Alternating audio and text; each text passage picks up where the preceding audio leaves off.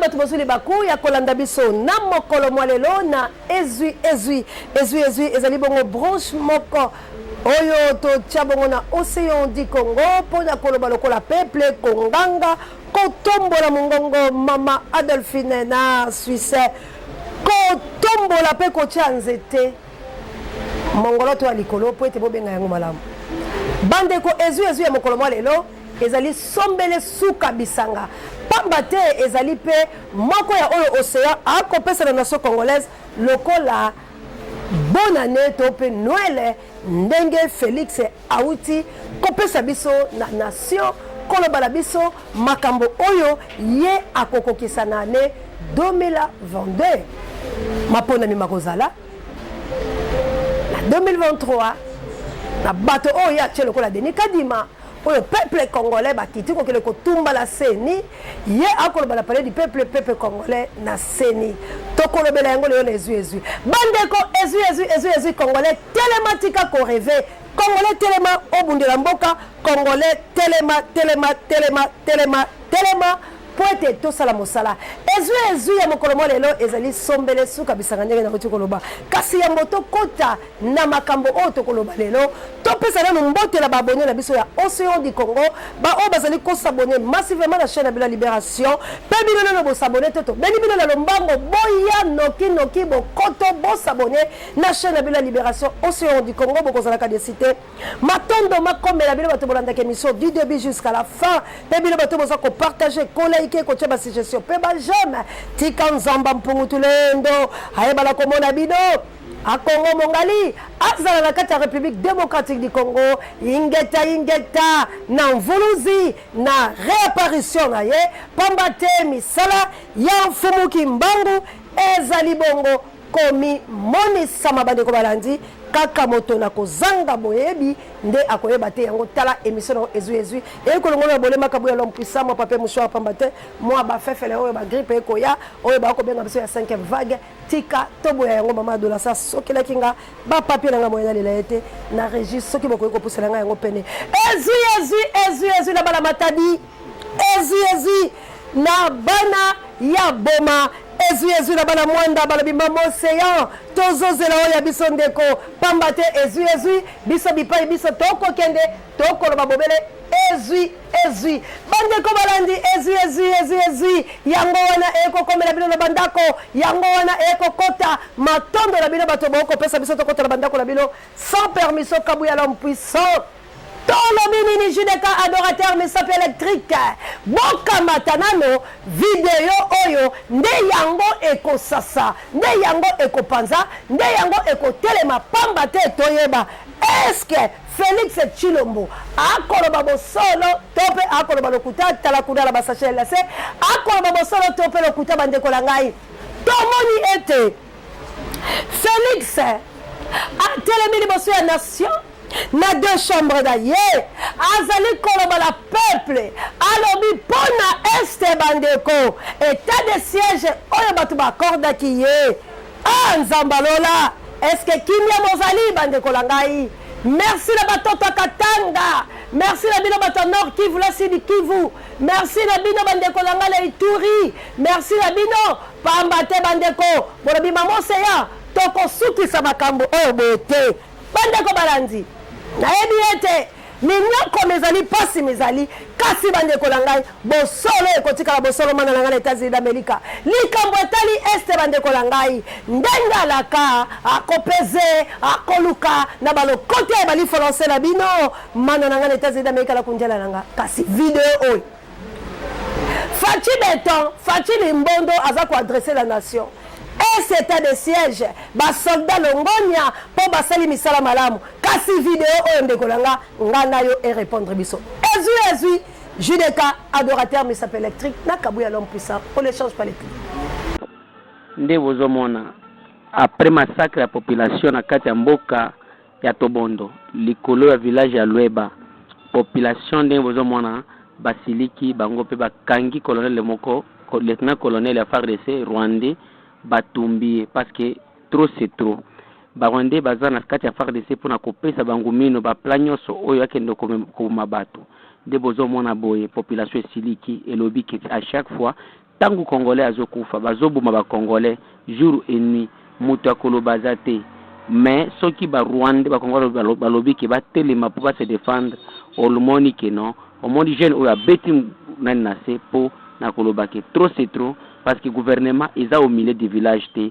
gouvernement eza kaka na pour na intérêt ya ba Rwandais eza wana te pour na intérêt ya ba congolais nde population elobaki tango bakendai koluka ba Rwandais baye kokuta ke ba Rwandais yango ba terroriste gumino turwaneho bakimi deja nde population yoko kanga balabala mutu kayo banda ko uta na baraka pour na kokende na Uvira baye kokuta un tutsi Rwandais na kati population lobike à chaque fois bantu alekakate esika ba tutsi bazali bango pe bakokende kolakisa colère na bango pour chaque jour bato bazokufa bato akufa ki na bilalo mbili na date ya le 31 octobre le 31 août 2020 na Kipupu le 16 juin 2020 na nani awa na Mienge le 14 novembre lelo ekomi lisusu barwande bayekoboma bato na Tobondo le 7 décembre oyo nde population lobi trop c'est trop il faut siko bango pe balakisa colère na bango et l'ONU oyo un message fort et pas à ONU parce que l'ONU n'a jamais été au milieu du village le gouvernement congolais même vous les autorités congolais vous devrez savoir que la population que vous méprisez ici ils sont très forts que vous soki basiliki beaucoup kukamba bango te et soki bosala balobing na bino na kopona ko sala ba utu ko diaboliser ba utu na monde oyo ya ba congolais ekosimba te po monde mobimba ezokomona déjà réseaux sociaux ebima eyebi nani azoba ba congolais monde ndenge ba jeune bazobalusa ye kuna bazobalusa Rwanda yango nde bazobalusa ye wana aziki déjà ba congolais donc ba population omoni ba militaire était ba officier te population de esiliki et puis population elobi mutu nyonso oyo akokoma awa autorité nyonso oyo akokoma awa vraiment azana chance te parce que bakokende kosakana naye bakokende koboma ye awa population eza très en colère parce que bakurwande bakomi koma bato jour et nuit chaque jour awa tozana kati ya mboka ya Lweba nde la voix de Kivu tozali nde bozo komona boye ba population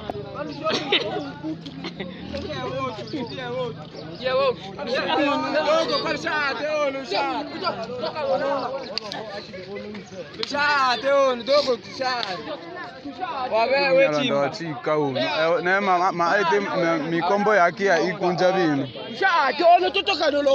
chika kabisa tulilweba bino tulilweba kabisa yao bino chika olobo napanjichi napanjichi ile mangao akalo ile achiki byangini ni itimo ale wao bana tuenda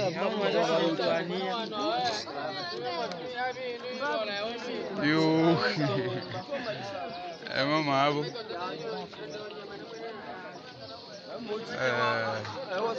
nyasha kuma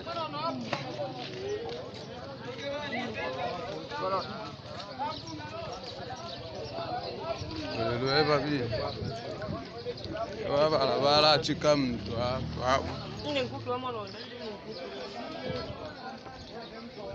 tolemo binu nsenge lweba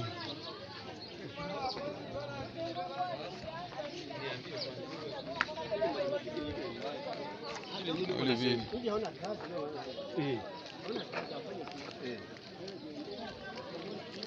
ano yeyo anu bino achika mtu anu tena baba yeyo se yabonani mumbe misolo yeyo toleo bini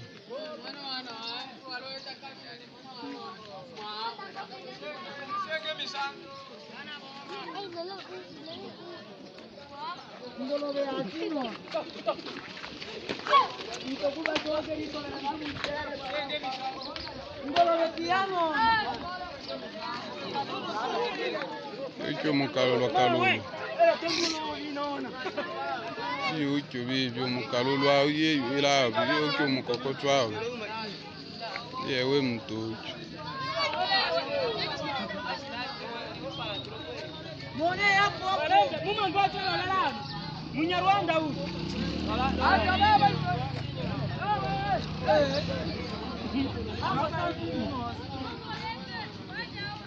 Iye uachika huyu mtu na shida chikibwa lweva vituli lweva vi barabara parking ya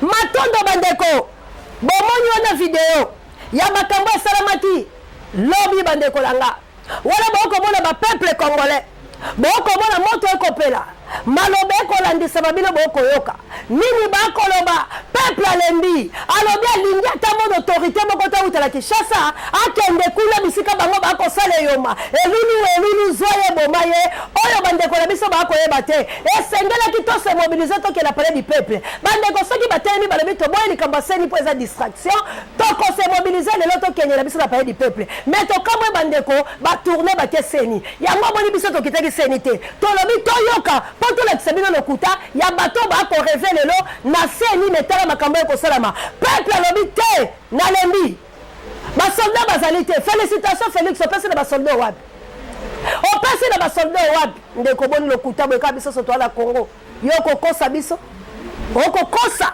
mpona nini olengeli lokuta na oyo makasi omema yango na nation mpona nini ozali kokabwana biso na mabebo oyo ndeko langa nzambe alola kofuta mpo baprofesie etelemi liboso oyo tokobanda kobeta yango mpe papa Tshisekedi azongi kolela na mpinzoli bokofuta kala te bandeko na ngai wana bomoni bato ya este bapopulation balobi bomeka te gouvernement ya sama ekoma kula te oyo tokochange yango na février ekokoma gouvernement ya motu oyo tokoloba yango na mikolo mizali koya bandeko balandi basoldat bango na bazali peuple alembi embuscade longonya na bana Congo boende tolingi opération sauver le Congo opération Jeanne d'Arc bandeko balandi Félix alobi nini na nation na ye wana JDK kodefie mwa maloba muke soka sisi yanga pe koti Félix alobi nini alaki kitoko alakisi ndengani aza patron ya kotia kimia JDK na boswana ya baegypito ye lokola kotaki bokonzi atia kimia alakisi biso bila ya biloko kitoko asalaki me na este mboka na ye eske atia kimia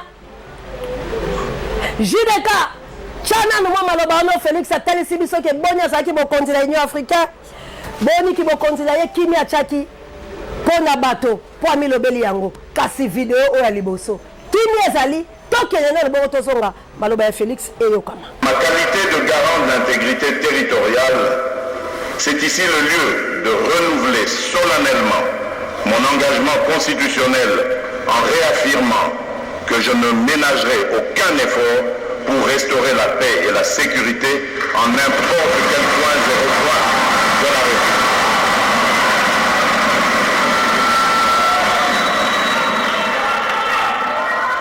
J'interpelle donc la conscience collective de chacun de nous, Congolaises et Congolais, et j'en appelle au sursaut et au sens patriotique, en affirmant qu'il n'existera jamais de Congolais sans le Congo de leurs rêves.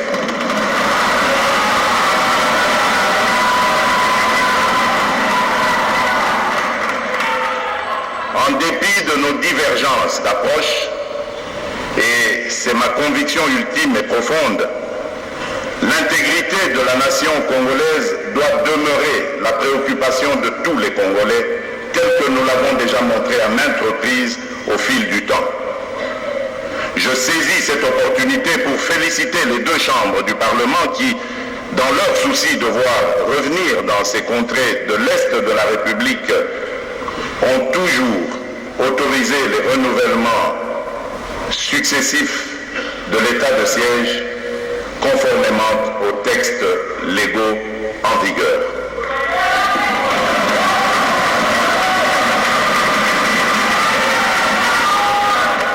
Ce qui a permis à nos forces armées de mener sereinement des actions nécessaires au rétablissement de la paix dans ces deux provinces et de consolider les acquis des opérations. En effet, depuis l'instauration de cet état de siège, j'ai personnellement veillé à ce que nos vaillantes forces armées de défense et de sécurité disposent de tous les moyens nécessaires pour mener à bien les opérations sur le terrain. Je note avec satisfaction que nos forces armées ont progressivement réussi à bouger les lignes et à répondre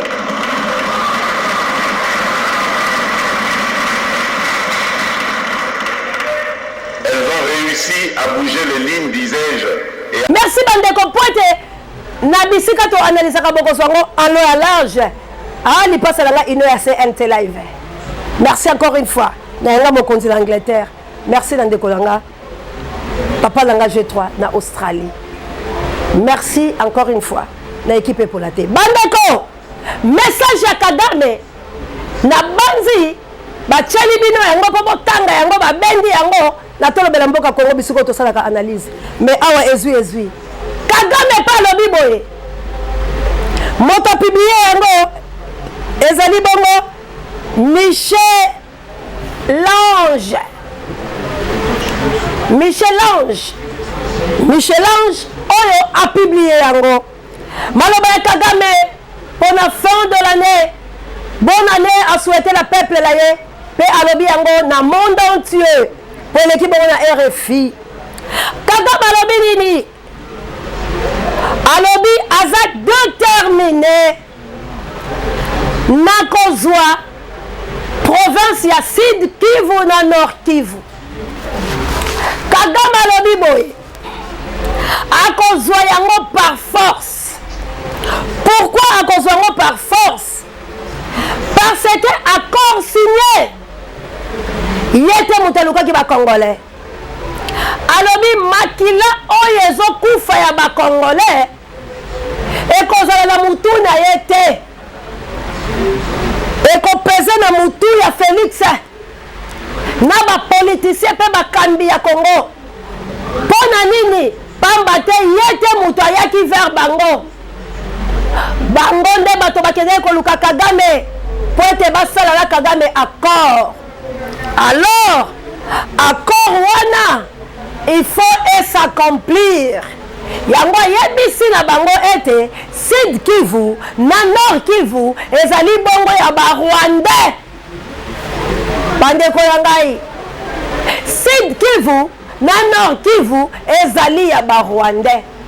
Ba Congomani. Mais Félix awa lobi kimia ezali. Kagame homologue ya lobi makila ya bato bako violer, makila ya bato bako boma, makila ya bato bako sasala este e kozala likolo ya moto na yete po ya benga ki Félix te.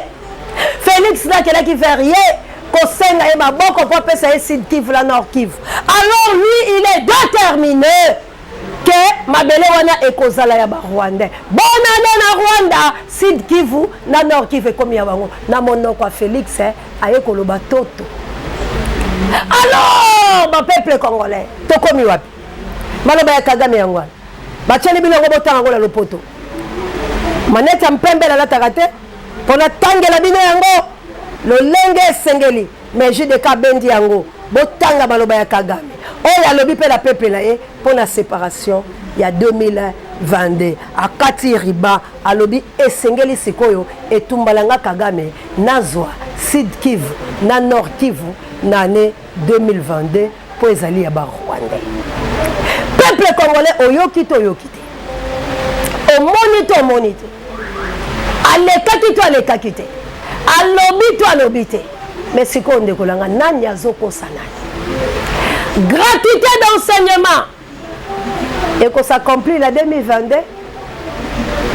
Ndeko langai. 3 coups successifs. Alobi la nation qui m'a motivé. Alaki. Pelle continue le sous kolaka. Que justice est celle moussa nango malamu. Cela veut dire justice est amabe. Et Salim Misala Mabe, après avoir libéré Kagame, après avoir libéré ma arrestation, Oyo Aloba qui est à des droits, les lois en 2022, dans le justice, et la Kosala Moussana, on peut kangabanani, biso bato turubaka bo solo banyama la bino, et biso bato banyama ya solo, oh yo koko kabisote la lokuta la yo, bande konangai, ba Congolais, totelema, tolongwa na liloto. Félix alobi maponami na 2023. Maponami yango asengi na ba politicien boya bokoto bosala nini bolongwa na libanda bolongwa kosala makambo mabe bandeko na ngai tolanda nano maloba oyo tato azoloba ebongo tozonga ezwi. J'invite instamment ceux des acteurs politiques qui traînent encore les pieds à désigner rapidement leurs représentants respectifs au sein de ce bureau. Peuple congolais, mboso alobi boye maloba oyo Félix alobi bakoki kosala yango débat te bakoki koloba yango te parce que ezalaki clair wana maloba ya mboso me mboso ngai mpe na maloba na yo natieli yo video ya Mobutu Sese Seko Kukumbwendu wa Zabanga kabuya lo mpesa boche maloba mboso bongo boche ya Mobutu bongo tozonga tosilisa. Le message du président de la République devant les deux chambres du Parlement réunies en congrès ne donne lieu à aucun débat. L'ordre du jour étant épuisé, la séance est levée. Il pose à la motema. Qu'on a oki makambo lukuta kuna na palais du peuple. Ngai rassembleur ya peuple luba, ngai protecteur ya peuple luba. Yo zali rassembleur, ozali protecteur. Okamata basi bazali na mabumu, obwaka bango na bloc, bakomi boy. Bana mike moyen ya kopema ezali te.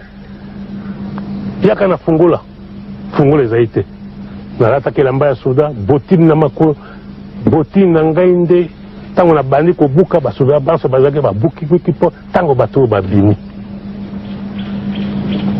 Mwasi na libumo ke kobwaka ye na boloko asali yoni bano ya mike na bamama na kati ya boloko ngai nde na bimisi bango.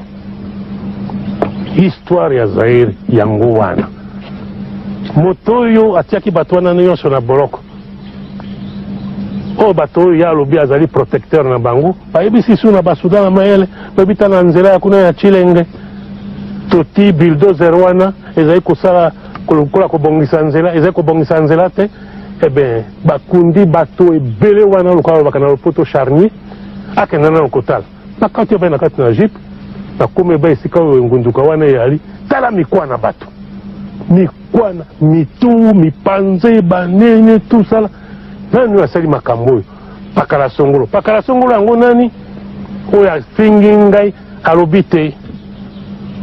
Allez, j'ordonne son arrestation immédiate.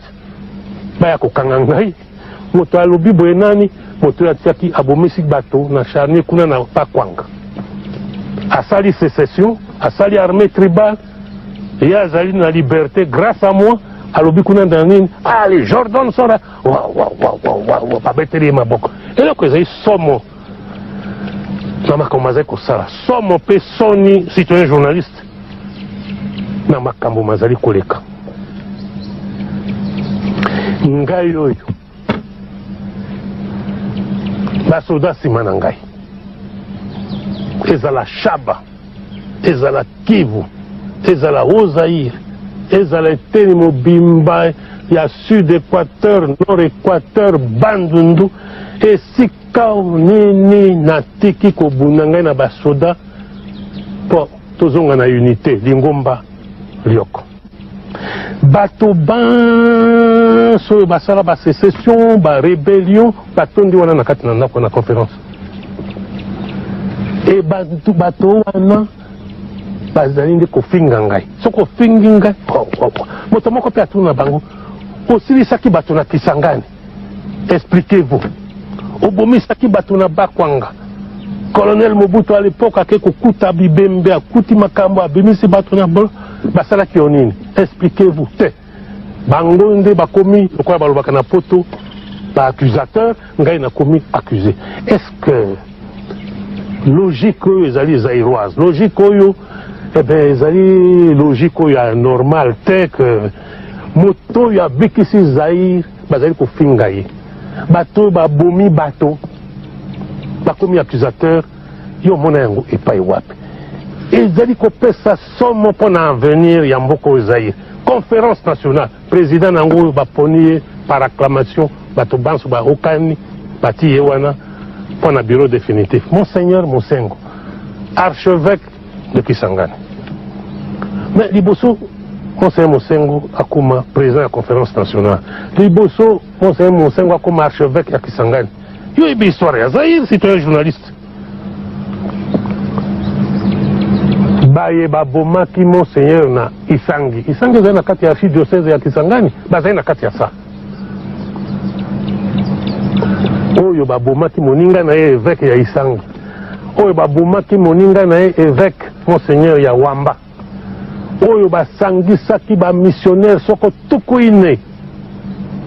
Na ndako nzambe ya Buta, babomi bango, bazali wana. Pape ayaki na Zaïre. Pour la béatification, il y a Anuarite a commis bienheureuse dans l'Ikolo. La Sakoli Yango na Zaïre, na Liboso a parlé du peuple. Motaboma qui a Anuarite, avec on est la Katia Sal. Est-ce que Yoko qui condimate, ba lokota, ba assassin, ba sécessionniste, ba yakako finga bato. Motoyo a pesi bango échec. Eza na bandundu, eza na shaba bipai nyoso na tanga kiawa bayaka kofinga ye yo moni yango epai wapi. Un accusé, le kwa balobi na poto qui devient accusateur. Au salaka sécession au lobby ba beteli yo maboko.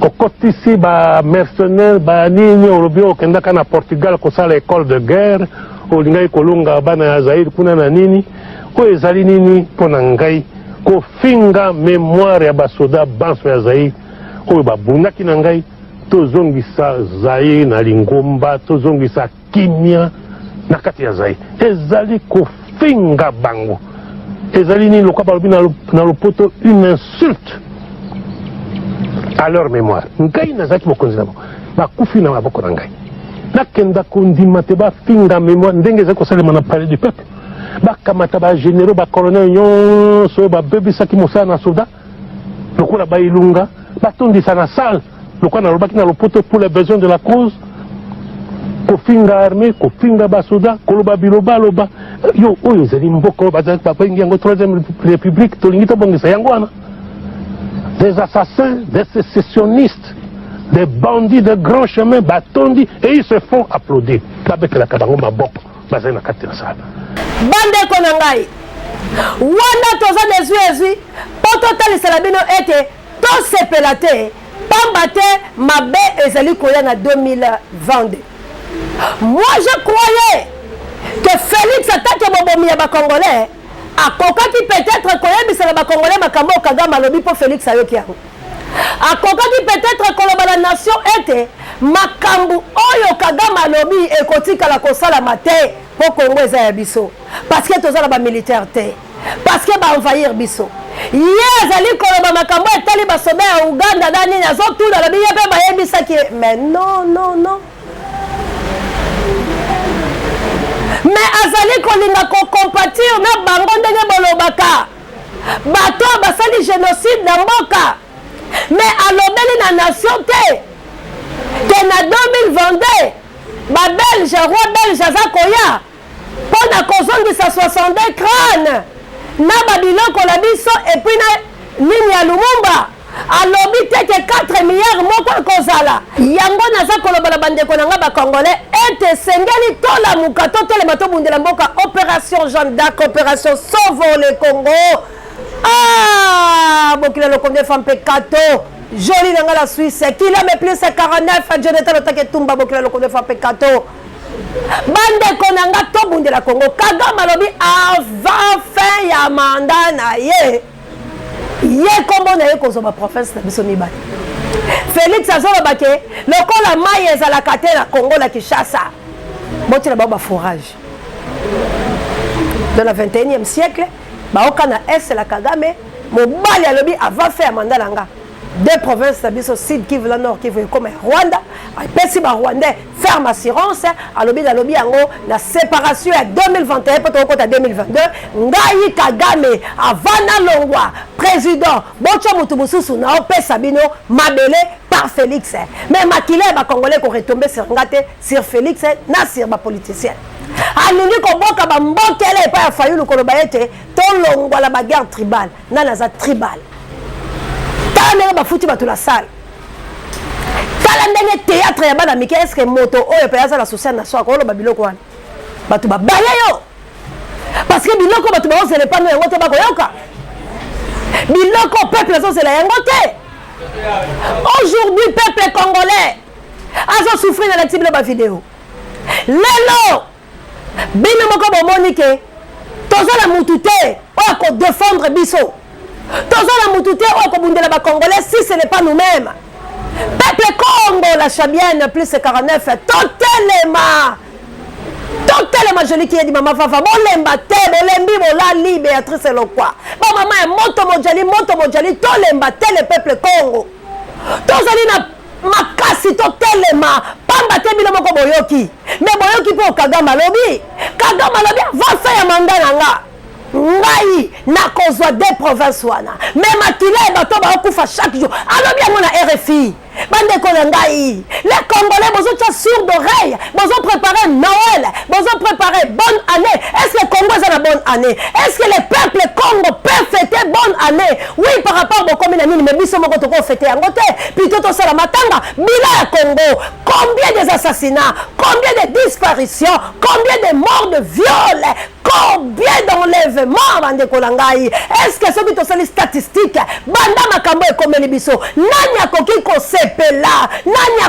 sepela bande ko ngai? Nani akoki ko sepela biloko musupe total isakabana on bitoki to sepeli te landako tala bande ko bakofila este la kisamo la vidéo na auto la sabino peuple ba s'est révolté peuple si mandoki peuple ba ko sala tala dimension à colère au fait dégager la Kinshasa mais bana kinye bozo la ba théâtre. Est-ce que les gens qui Kambaseni bongi bo contrecarrer ni Félix Alobi abimi akei leçon de théâtre de chez nous. Il y a un épisode. Félix a lancé une élection Kozala. Maintenant, il y a un élection. Ce qui est une élection, Kagame a télémé. Alors, il a pesé par la tête. Ça veut dire il est conscient. Il y a Luka qui binote. Kagame a dit tout. À défendre pas Nzambe, pas bateau. C'est quoi on a une autre Zolobani. Ezu Yangoana. Ezu Yangoana, JKM na France, les number 1 de la presse congolaise. Ezu Yangoana, Newman, la plus trondée. Ezu Yangoana, Bakoko Lumumba. Est-ce qu'il y a un Bino qui est roi belge Azoya? Est-ce qu'il y a un Bino qui est trondé 62 plutôt? Mikuwe Bandeko la Bissa Sakoya plus à Lumumba. Est-ce qu'il y a un Bino qui est mbongo? Il fallait qu'il m'appelle ça. 36 milliards, il y a qu'on pas lié 4 milliards. Est-ce qu'il y a un Bino que Makambo est menacé? Il y a bon yango. Est-ce que c'était à Rwanda? C'était à Kagame, mais Kagame a déclaré tout. Les Congolais, tout la laté. Dans le discours français, au Mila Pepe, la conférence nationale, et puis ça biso libungo tout l'eau. Bolanda ngai molobel nabino, océan de la presse congolaise, nakobeta lingala, pote biso, to tambola nabino elongo. Bande konangai. To simba loboko na loboko bana mvuluzi to bunde tumba ya Congo pamba te soki totiki bande ko na ngai les peuples gagneront toujours oui mais mon colonine pour ba peuple ou ba patriarche ba gagnaki tant ba moni trop c'est trop mais makambo na la question ça trop c'est trop te pour ngai na to sur l'opération Jeanne d'Arc ngai na to sur l'opération Sauve le Congo bande ko bobenga bo umela bo benga bo promettre na opesa bino ba kombo abantu bo ke nango wapi po bo sala ba kombo ngoni baloko be anga kombote pona opese soutien na pese belé komba bato boke nango wapi mokolo kombo wana komo sepela pete pesa kombo atindi kombo pesa kombo to tindi kombo kombo ko bane kenda ezoya te mutazwa kombo okenda libela eza kombo ya mutu kombo eza mutu boko bebisa pe kombo la ye mutala zuba choc alors bande kolanga to pesa le sou kombo te. Merci la bilonyoso obo soutien qui tontine boko mona bilili merci nande konanga na France okomona mama akoya ko pesa yo bwende to lingi mama seya zola mutu kingandi to pesa ya la télévision aloba mama seya pesa ba mama fondation seya di Congo to kiti to pesi mais pas na Congo de konanga ito saboter gouvernement mafiose sanguinaire oyo baso ko sabino bolali pongi bonne année Kagame aza déterminé na banzi boyoki yango Félix a police bino alali sibino mpongi bolandi ba vidéo bolandi ndenge bato bako déclarer aujourd'hui élection ba ebisi sala pendant à la président lobby ese kozala yo toto kolela lisusu kenga na sako so mama jawa salam alaikum la bamizili manangai merci to comme na suka ezu biso to zalika kawana lipasa nanga ino ya CLT live pona ko beta mpoke pona ko chachone tutu pona ko talisa ba Kongo mani ete mboke kozika totalement opération Jeanne d'Arc opération Sauver le Congo. Merci encore une fois la bande kolanga boyende ezali kisalu mebanda et pas ya ba congolais ya kotumba ya kosasa ya kobeta ya kokata lolenge bango ba osala biso lokola makile ko sala retomber sur Kagame te c'est comme ça ndeto ko bala ko vivre au moni rwandais kobo au moni rwandais kobo makila pe ya ba rwandais et ko sala retomber sur biso te accord o Kagame azo signé na détermination ya kozwa Nord Kivu la Sud Kivu biso ba kolomboka na yebisi Kagame tu vas souffrir okokufa yo na peuple na yo po olingo botolanga mabele langa na ko eza ya tata na ote eza ya maman na ote ngai pe océan na yebiso avec détermination que rwandais opération zéro rwandais na terre pe na sol ya ngai oya boy lukanga tokutana na tuna yo biseka bakunda motolu nanga soko yebi yango te na Congo central na Matadi di Benove betu bakolo bwana Petoko Bundela Mboka la biso. Ingeta la Balanvoulouzi, merci encore une fois la Kabouya l'homme puissant, n'échange pas l'équipe qui gagne. Merci la Juleka, adorateur, mais sapie électrique. Merci la Pape Joy, directeur recherche stratégique. Et pourquoi pas Sango Bokonzi, Parabe Miso Abiso. Merci encore une fois pour remettre Angola no Bondi, Abotar de Bonoï, la RMI Sego Komelabino. Mamour d'Angola, Namo Kiteno, Florencia Matondo Bido. Merci encore une fois la Bido, Nyonso Bolandakaga. Bon s'abonner massivement, partager Miso Oloba Mboka la biso. Ezali Akoinda Kagame à Telemi, Batomabe. Batelemi kasi tandenge congolais à se défendre bongo nde sengelinga loto sala planto akabo likune la motote likamna motote mabele aza sangwema likamba mabele sangwema sangwema likamba mabele sangwema ce qui est soyez JKM le number 1 dossier de la presse congolaise et mon ami de tout l'état du lolo soit takutana opération Jeanne d'Arc Sauver le Congo bye.